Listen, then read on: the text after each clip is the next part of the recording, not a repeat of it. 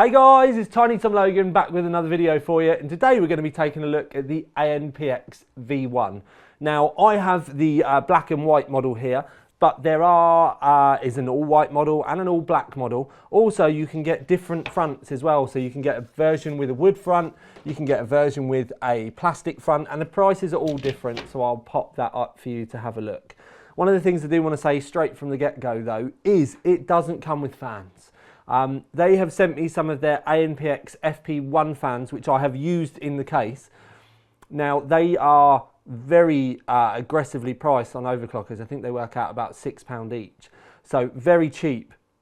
But that impacts performance when we do the thermal testing later on. But it does give us a good way of showing the fan placements. It gives us a good way of showing the lighting that you can get, and an even better way of us showing the hub inside at the back that you can get for it as well. And the hub is probably one of my most favourite things about the case. So, for want of a better term, it's time for us to crack on, and you know where we're going. It's the top and the front.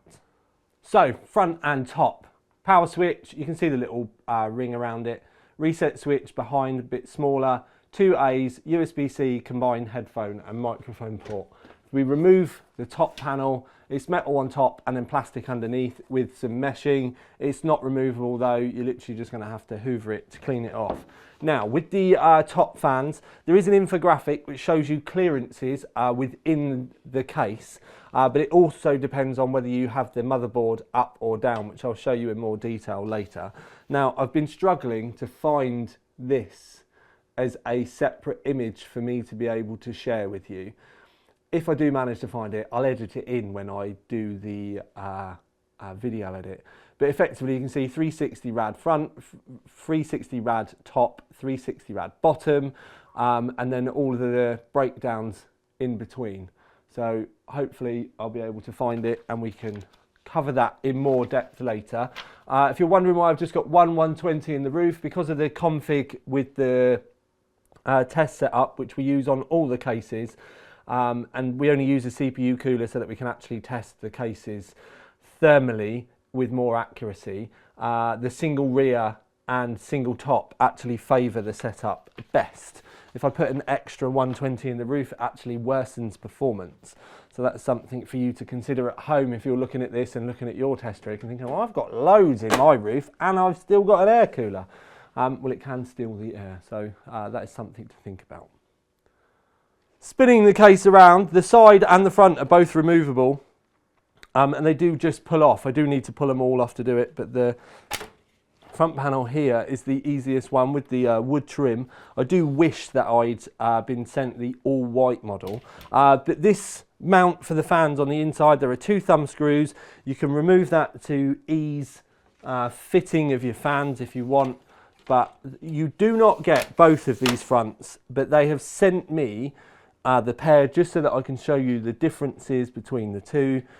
My favourite, looking at the design of the cases, would be all white with the wood, but it's always going to depend on what you have at home, and being able to buy them separately would be amazing as well. The mesh on this one doesn't look like it's removable either. Oh, actually no, I'm telling a lie. I am telling a lie. Yes, the front mesh is removable. So you can hoover it easier, but also you can give it a wash if you want as well. Now, round the back of the case, this portion up here, this little white bit, you can move down to the bottom, and that depends whether you move the motherboard up or down, and that does depend on the config that you want to go for. Rear panel, easily removable. Removable dust filter in the back as well. Now I've said it, I'm just going to make sure it is magnetic. Now the hard drive cage here, there's a plethora of 2.5 inches and 3.5 inch hard drives that you can put in this. There's normally 2 screws that hold it in place, but it's on a hinge, which can be good for your cables, and there are some magnets down here as well, so it will hold onto it, but you can easily remove it if you want to. And like I said, there is a plethora of options for you to be able to mount stuff in there. I'm going to say though that if I was running this on my desk, I wouldn't end up with this fitted. Now, views on the inside. The power supply covers up the motherboard tray cutout where you can access the rear retention for your CPU cooler. That winds me up because it means I have to disconnect everything to be able to get it out. And I feel like we could have moved the power supply downwards and saved all those problems. But I think it's probably for clearance for this, but still, it's something with cases that has annoyed me a few times. Now, there are a lot of Velcro tabs around the case, and there are also some very clever guides and clips for you to be able to fit your cables to. Like if I zoom you in up the top here, you can see that there is a clip and a guide at the top there, and then it goes through to the Velcro. And even the little raised tabs just make your life that little bit easier, so that you can have a cable above, you can have a cable below. There's lovely little touches like that that I really like. Now, the other thing that I really like is this fan hub. Now, this fan hub, it's a couple of SATAs that power it. You've got a connector that goes off to the ARGB from the motherboard and a fan header.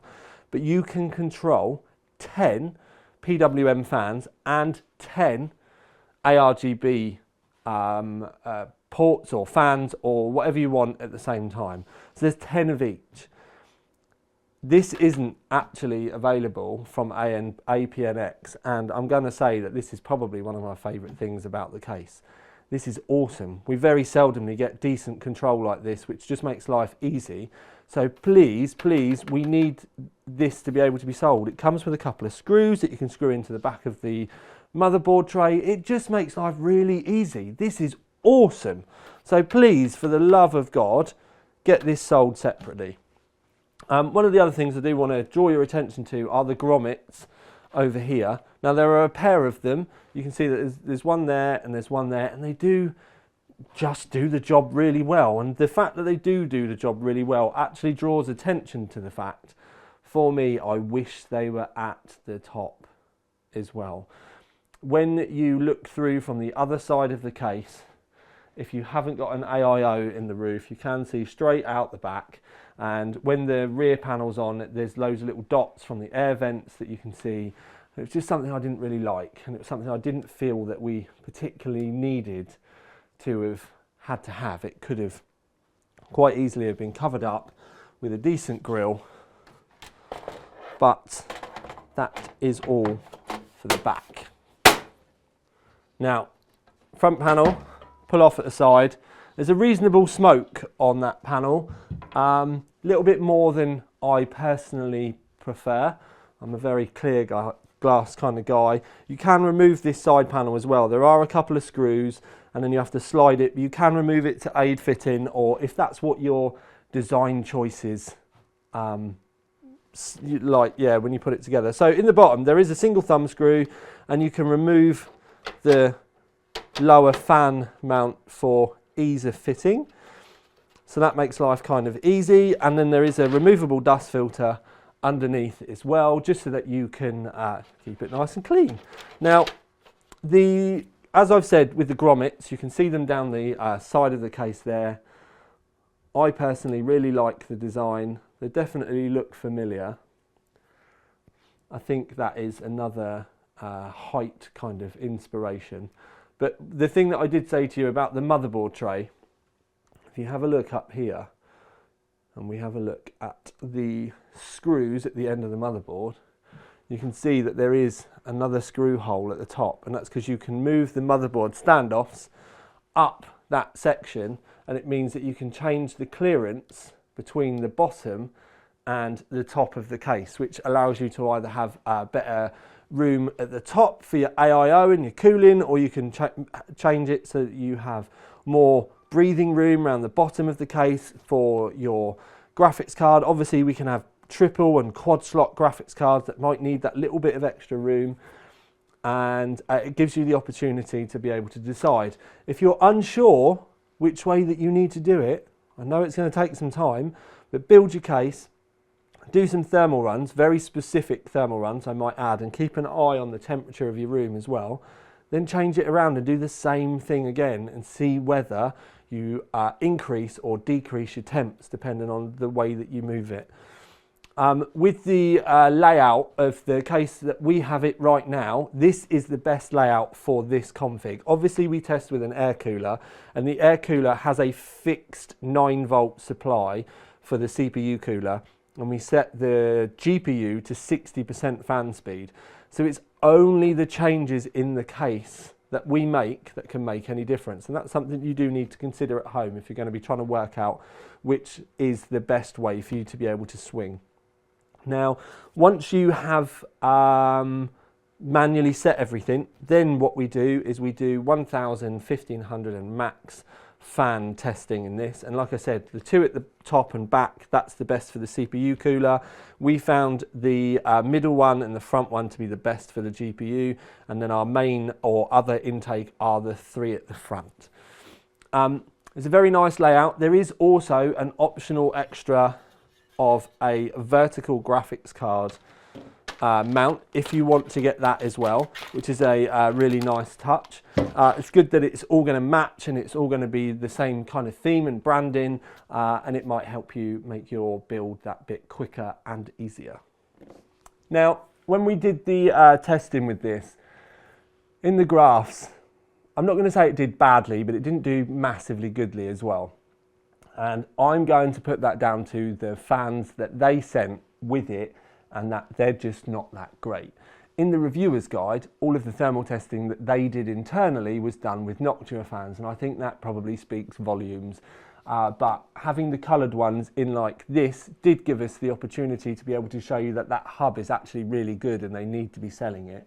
But also, it's a very nice way of being able to light it up and show the placements in the case as well. So I do think that the average performance is down to these fans, but they are incredibly cheap. I found them for £6 at Overclockers. Now, with the case itself, I think this is very much one of those ones where if you already have a lot of fans, or you have a very specific layout that you think that you're going to be able to, that you're going to be going with, like I am only going to be using NZXT fans, for example, because I bought a Kraken, or I really like these new Noctua fans and I'm going to go Noctua throughout, then it's a great case for you because you've already decided that you want to spend money on fans elsewhere. Investing in another ecosystem, for example. If you're not, then there's obviously a lot of additional costs that come with the case if you're just trying to save money. But it's a very nice case. It does everything that you'd want it to do. There's nice ways of being able to remove the fans, funky ways of being able to move the motherboard up and down depending on the configuration that you want.